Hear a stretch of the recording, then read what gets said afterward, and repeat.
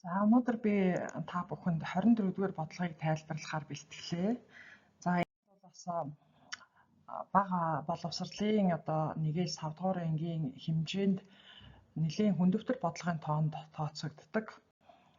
За бодлого маань болохоор машинтай хүн өглөө 6 цагт А хотоос онгоцны Б буудлын руу гарсан хэрэв машин 50 км/цагийн хурдтай явбал онгоц бууснаас тэг 1.5 цаг хоцорч очино. Харин машин 75 км/цагийн хурдтай явбал онгоц буухаас тэг 1.2 цагийн өмнө одоо төрүүлж очино гэж А хот онгоцны Б буудлын хоорондох зай хэдвээ онгоц хэдэн цагт буух ёстой вэ гэсэн бодлого байна. За энэхүү бодлогыг бодохын тулд загвараа зуръя. Олох зүйл маань болохоор А ба Б-гийн хоорондох зай мөн онгоц хэдэн цагт буух вэ гэдгийг олно. За загвар дээр А ба Б гэсэн ийм хоёр цэг байгаа. А нь болохоор хот, Б нь болохоор онгоцны буудлын байгаа. За тэгэд энэ хоёрын хоорондох зайг олох гээд байгаа шүү дээ энэ зайг. За тэгэхээр одоо хөдөлгөөнөө ойлгомжтой болгохын тулд ингээд эхлэл төгсгөлийг энэ зураас тэмдэглэчихье.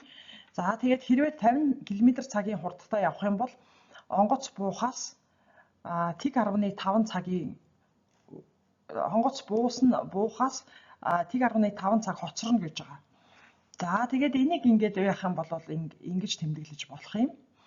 За хэрвээ 75 км/цагийн хурдтай явах юм бол онгоц буухаас тэг 1.2 цагийн өмнө очно гэж байгаа.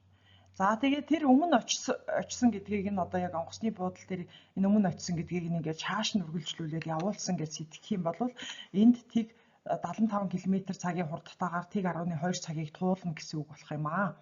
За тэгээд нэг ийм зураглал гарах юм байна. За эндээс бол энэ зайг олж болж байгаа юм. Энэ зайг яаж олох вэ гэхлээр энэ тэг 1.5 цагаа 50 км/цагийнхаа өөрөөр хэлбэл энэ хурдыг нь хугацаагаар үржүүлэхээр ингээд зам нь гарч байгаа юм. За энэ дээр болохоор мөн одоо энэ зайг олж болж байгаа юм.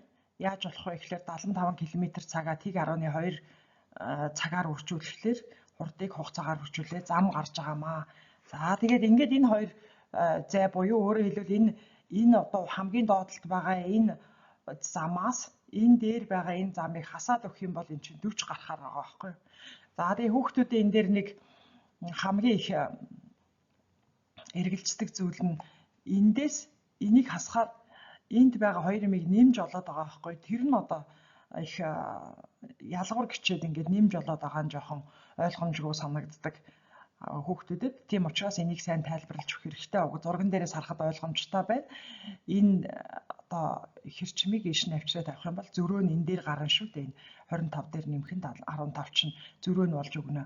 Тийм учраас одоо ингэж олж байгаа маа гэдгийг сайн ойлгуулж өгөх хэрэгтэй. За бодолт бол хоёр ялгуурын аргаар бодно. За эндээс одоо ямар хоёр ялгуур байгаа вэ гэхээр замын зөрөө гэдэг чинь хоёр туулсан замыг нь хасна гэсэн үг, ялгуурыг нь олно гэсэн үг.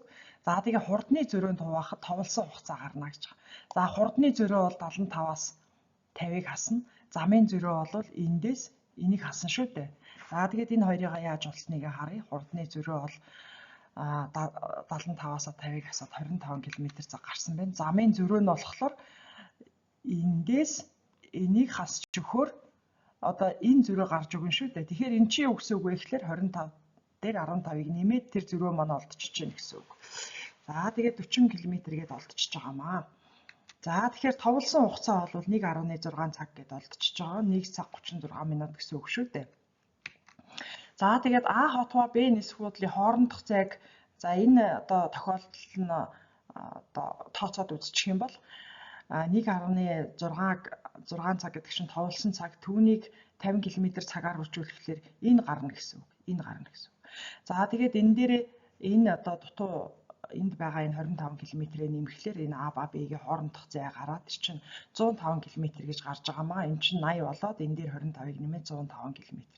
Тэгэхээр А хот ба Б онгоцны буудлын хоорондоо 105 км байх нэ.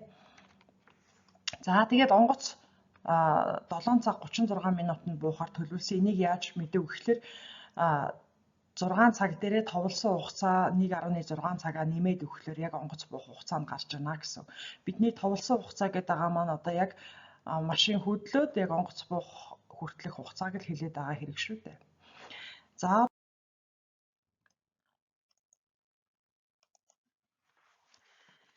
За одоо хэдүүлээ бодлогоо шалгая, хэр зэрэг зөв бодсноо шалгая. За тэгэхээр манайх одоо ийм загвар байж байгаа. Хэдүүлээ загвар дээрээ бас бодлогынхаа хариуг бас шалгахад бас ажиллах шаардлагатай учраас загвараа бас гаргаж ирлээ.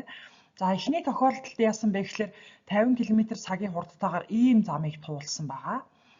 За тэгэхээр манай энэ олсон зай маань А-гаас Б-гийн хоорондох зай маань юу байгаа? 105 км байгаа. Түүнээс энэ одоо зайг хасаад өгчөж байгаа. Тэгэхээр эн чинь 1.6 цагийг өрчих нь 50 км/цаг гээд энэ одоо зам чинь гараад ирж байгаа маа. Энэ зам гараад ирж байгаа. За тэгэхээр эн чинь 80 болоод 105-аас 80-ыг хасаад 25 км-ийг гараад ирж байгаа.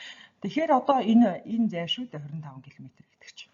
За тэгэхээр энэ 25 км дээр 50 км/цагаар явах юм бол тэг 10.5 цагаар хоцорно гэдэг энэ нөхцөл маань олдчихж байна гэсэн үг. За хоёр дахь тохиолдол дээр нь болохоор 75 км/цагийн хурдтай явбал товлсон хугацаанд ийм зам явна. Ийм зам яв. Түүнээс А-гаас Б-гийн хоорондох зайгаа хасаад өгчих юм бол 15 км гээд энэ гараад ирж байгаа. Энэ зай гараад ирж байгаа.